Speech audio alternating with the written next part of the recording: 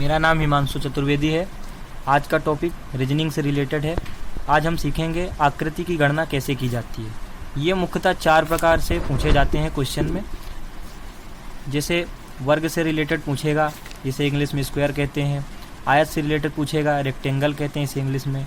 त्रिभुज से, इससे बहुत ज़्यादा क्वेश्चन बनते हैं। जैसे कोई आकृति दे देगा, उसमें बताएगा कि कितने त्रिभुज हैं।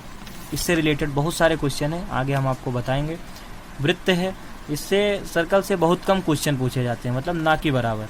तो इसे पढ़ने से ज़्यादा कोई मतलब नहीं है। आते हैं हम इस अपने एग्जाम्पल की ओर। जैसे वर्ग का है, वर्ग को इंग्लिश में स्क्वायर कहते हैं। इसमें जैसे अपने को ये आकृति दे देगा। अब इस आकृति में कितने वर्ग हैं, तो अपन सिंपली ऐसे गिनती करते हैं। तो ऐसे गिनती ना करके हम ट्रिक के माध्यम से समझेंगे, जिससे आपको क्वेश्चन बहुत जल्दी समझ में आएगा और हल करने में बहुत कम टाइम लगेगा। तो चलते हैं अपनी इसमें ट्रिक की ओर। तो इसमें क्या होता है कि ये जो कॉलम इनटू रो, इसको अपन इनटू करते हैं ना, तो इसमें अपना आंसर आ जाता है। आइए देखते हैं कैसे। जैसे अपना ये आकृति दी हुई है, इसके अंदर अपने को वर्ग ढूंढना है। तो अपने को ये यहाँ से अपन गिनती करते हैं, ये कॉलम है और ये रो है। तो अब अपन इसमें गिनती करते हैं कि कितने रो और कितने कॉलम हैं। तो ये 1 2 3, तो अपने 3 है, 3 कॉलम हो गए। अब इसमें इंटू करेंगे किसका, रो का। तो इसमें 1 2 3 4 अपनी रो हो गई। तो ये 4 का गुणा कर देंगे। अब इसमें इक्वल टू करेंगे, 4 3 12, ये अपने 12। ये जो अपना 12 है, ये तो ठीक है। अब ये जो 3 है, अब 3 से छोटे वाले अंक 2, तो इसमें 2 का गुणा करेंगे अपन। 4 में कम करेंगे कितना, 3, 3 कम कर देंगे। फिर इसका मल्टीप्लाई करेंगे, फिर 2 3 6।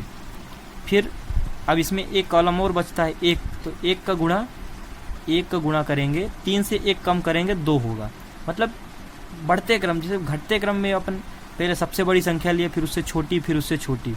तो अब इसमें 2 का गुणा 1 का गुणा 2 के साथ करेंगे, तो ये 2 आ जाएगा। अब अपन इसमें देखते हैं कि अगर इसके आगे तो हमारे कॉलम है नहीं, अगर हम इसमें रो का गुणा करेंगे तो 1 का गुणा 0 के साथ होगा। तो 1 का गुणा अगर 0 के साथ होता है तो 0 हो जाता है। तो इसका कोई मतलब नहीं है, इसलिए हम इसको कट कर देते हैं। अब अपन इसमें देखते हैं, इधर इसमें हमने कर रखा है। तो अपन 3 का गुणा 4 के साथ किए तो 12 आ गया। फिर इससे कम किया, 2 का गुणा 3 के साथ किया तो 6 आ गया। 1 का गुणा 2 के साथ किया तो 2 आ गया। अब ये इसके जो सभी मान हैं, इनको जोड़ देते हैं। इनको जोड़ दिया हमने, तो 12 6 और 2, इसको जोड़ा तो आ गया 20। तो हम इसमें ये बोल सकते हैं कि दी हुई आकृति में 20 हैं, 20 वर्ग हैं। ये अपना ए नंबर सही हो जाएगा।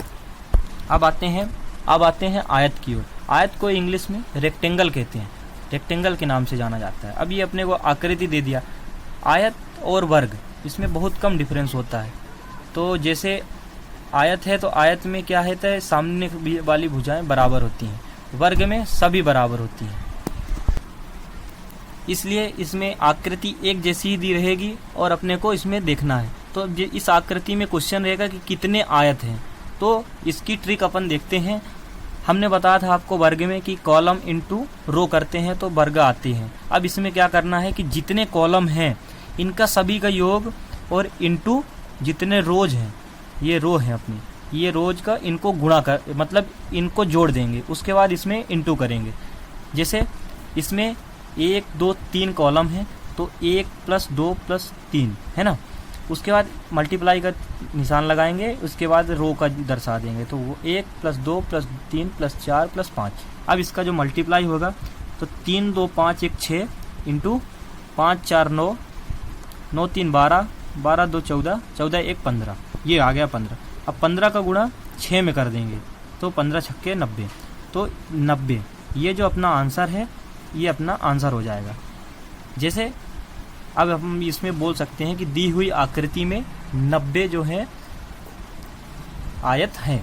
अब हमको इसमें ये नहीं रहता है कि अब हम एक एक आयत ढूंढें, इसमें बहुत सारे आयत हैं इतनी बड़ी आकृति में। इसलिए हमको ट्रिक के माध्यम से समझना पड़ता है। अब आते हैं हम त्रिभुज की ओर। त्रिभुज में जैसे ये दे दिया अपने को कि ऐसे आकृति बना देता है कि अब इस आकृति में कितने हैं, तो अपन इसमें सिंपल सी ट्रिक लगाते हैं। जैसे ये जो अपने त्रिभुज हैं तो इसमें अपन गिनेंगे कि एक तो ये त्रिभुज है बड़ा वाला, फिर एक इसके अंदर है, फिर एक इधर है, तो इसमें क्या टाइम लग जाता है। अब अपन ट्रिक के माध्यम से देखेंगे, जितने आपको त्रिभुज दिखते हैं उसमें आप नंबर डाल दीजिए। जैसे अपना ये त्रिभुज है तो 1 2 नंबर डाल दिया हमने। अब 2 नंबर डालने के बाद हम इसमें देखते हैं कि 1 और 2, तो हमारी ट्रिक कहती है कि जितने त्रिभुज हैं उनका जोड़ कर देते हैं। तो 1 + 2 कर देंगे और बराबर में कितना आएगा 3। तो इसको हम बोल सकते हैं कि दी हुई आकृति में 3 त्रिभुज हैं। अब इसमें गिनने की ज़रूरत नहीं कि 1 है 2 है फिर ये पूरा वाला 3 है, ऐसा। ये जो त्रिभुज है, त्रिभुज से रिलेटेड एक क्वेश्चन अक्सर पूछा जाता है पेपरों में।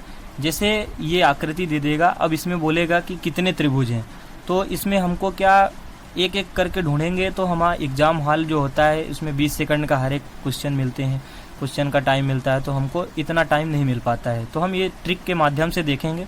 जितने त्रिभुज दिखते हैं आपको उसमें नंबर आप कर लीजिए। तो 1 2 3 4 हमने कर लिया। अब इसके बाद क्या करेंगे कि जो ट्रिक होती है इसमें क्या अपन लिखते हैं कि जो सभी नंबरों का जोड़ होता है, जितने त्रिभुज हैं इनका सबका जोड़ कर लेते हैं। उसके बाद हम 2 से गुणा कर देंगे। जैसी आकृति आपको दिखे तो आप ऐसे करेंगे तो आपको सही आंसर मिल जाएगा।